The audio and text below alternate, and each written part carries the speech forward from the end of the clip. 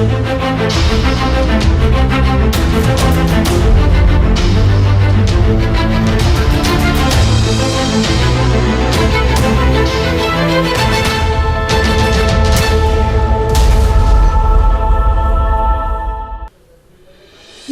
Next generation news channel के साथ मैं हूं सपना सिंह और इस वक्त आप मेरे साथ देखेंगे पुणे और देश दुनिया की सारी खबरें।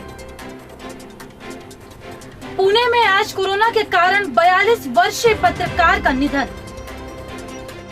पुणे के TV9 न्यूज चैनल के 42 वर्षीय रिपोर्टर पांडुरंग रायकर का आज सुबह 5:30 बजे निधन हो गया। पुणे में उनका अंतिम संस्कार किया जाएगा।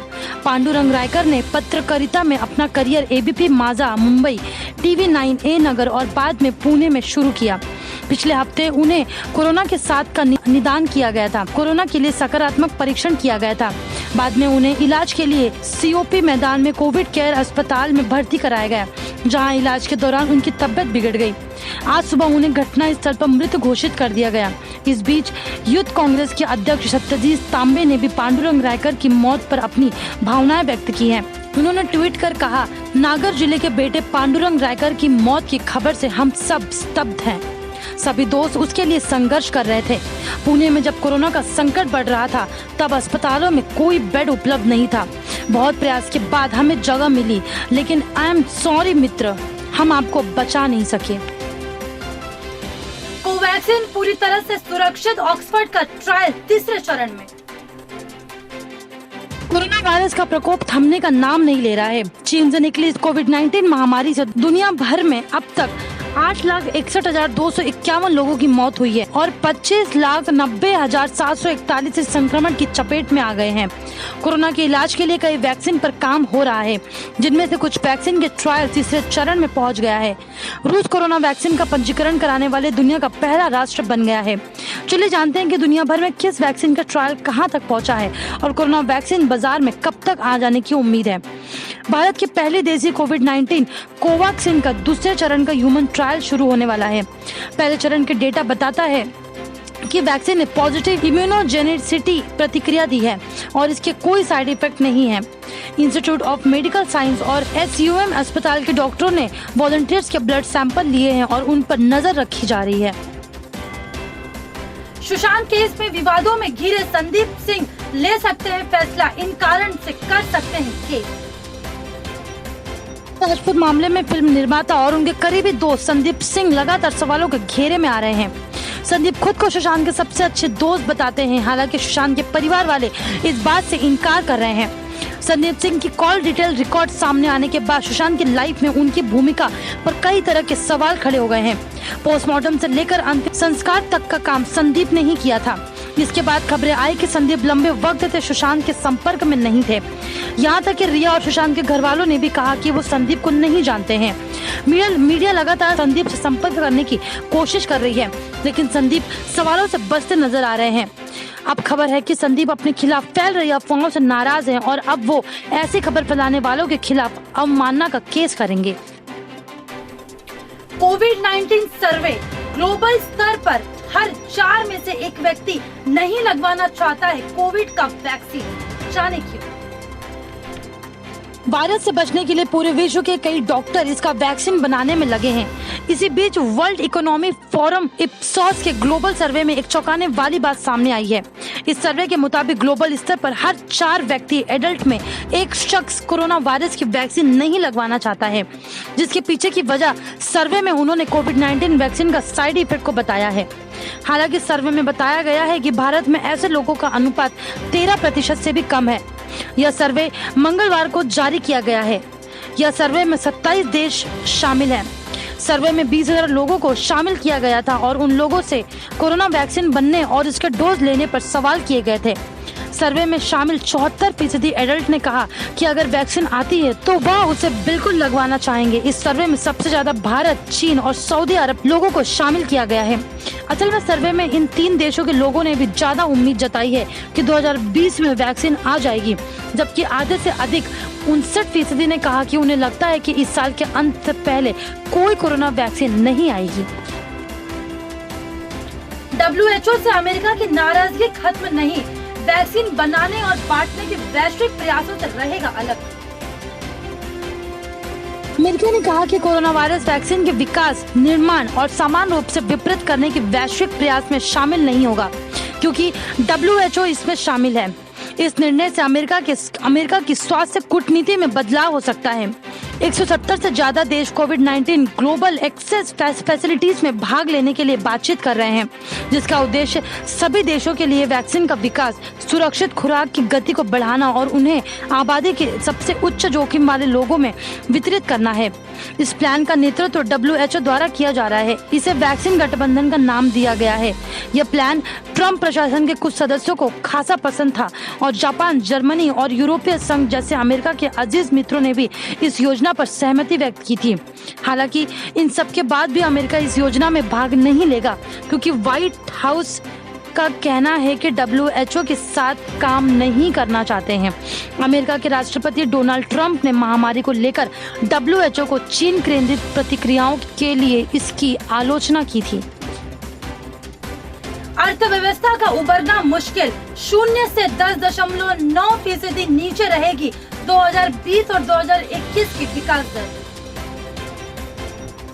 कोरोना महामारी और लॉकडाउन के झटकों से चालू वित्त वर्ष में भारतीय अर्थव्यवस्था का उबरना मुश्किल है।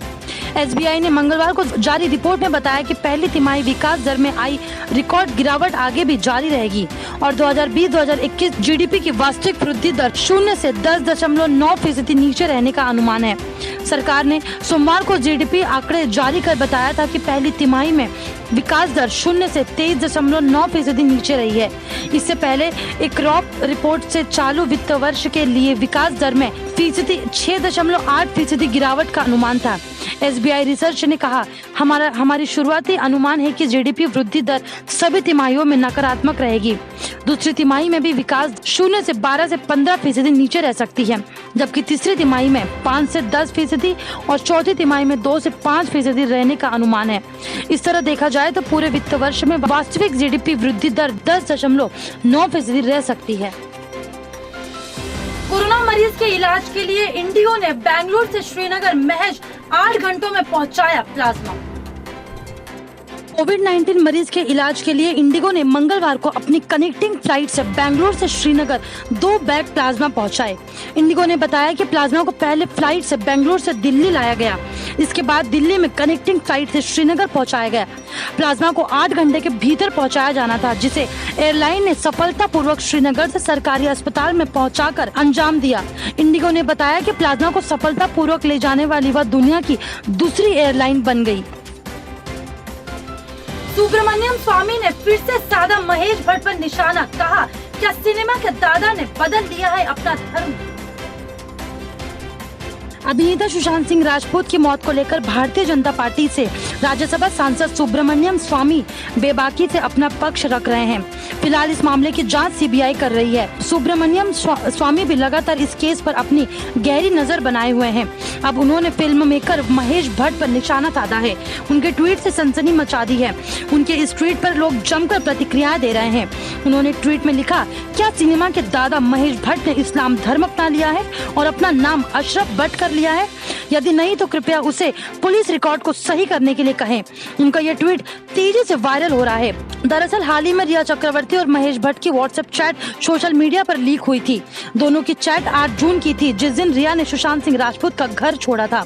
इस व्हाट्सएप चैट से रिया चक्रवर्ती सुशांत सिंह राजपूत का घर छोड़ने और उनसे अपना रिश्ता खत्म करने पर महेश भट्ट को मार्गदर्शन देने के लिए धन्यवाद कहती दिखी थी।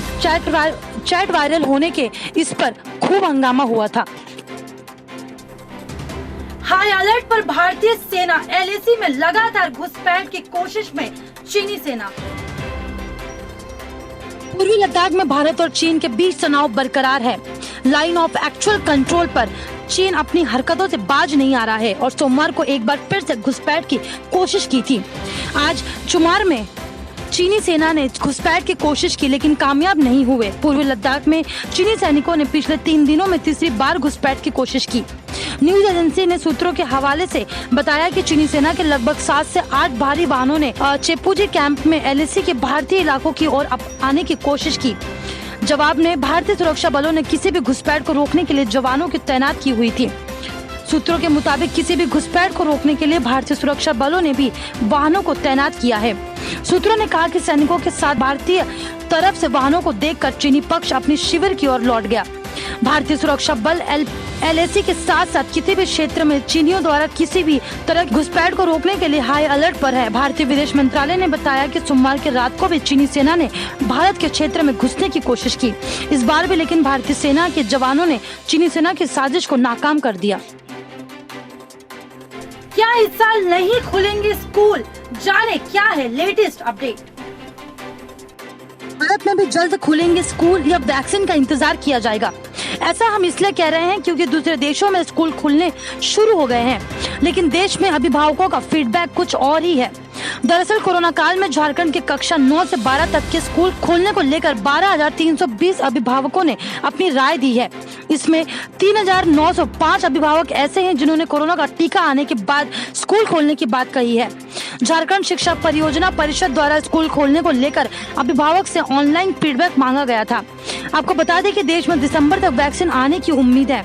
इंग्लैंड में वैश्विक महामारी कोविड-19 से निपटने के लिए लगाए गए लॉकडाउन के कारण मार्च से बंद पड़े स्कूल और कॉलेज मंगलवार को दोबारा खोल दिए गए। वहीं दुनिया के 200 से ज्यादा देशों में जारी कोरोना के कहर के बीच इस जानलेवा वायरस की उत्पत्ति वाले चीन के शहर वुहान में मंगलवार के सभी स्कूल और किंडरगार्टन खोल दिए गए। वहीं अमेरिका के न्यूयॉर्क में कोरोना वायरस संबंधी उपायों पर काम करने के लिए स्कूल को एक सप्ताह और देरी से 16 सितंबर से खोलने का निर्णय किया गया है। इधर देश के अनलॉक 4 में भी स्कूल और कॉलेज बंद रखने का निर्णय लिया गया है, जबकि कंटेनमेंट जोन से बाहर कक्षा 9 से 12 के छात्र स्वेच्छा से शिक्षकों के गाइडेंस लेने के लिए अपने स्कूल जा सकेंगे। केंद्रीय गृह मंत्रालय ने गत शनिवार को अनलॉक 4 के लिए दिशा निर्देश जारी किए हैं, जिनके तहत मेट्रो ट्रेनों को चरणबद्ध तरीके से संचालित करने की अनुमति दी जाएगी। वहीं 21 सितंबर से 100 व्यक्तियों की अधिकतम सीमा के साथ सामाजिक, राजनीतिक और धार्मिक कार्यक्रमों की अनुमति होगी। हालांकि स्कूल, कॉलेज और अन्य शैक्षणिक संस्थान 30 सितंबर तक बंद रहेंगे, लेकिन 9वीं से 12वीं कक्षा तक के छात्रों के लिए कुछ छूट दी गई है।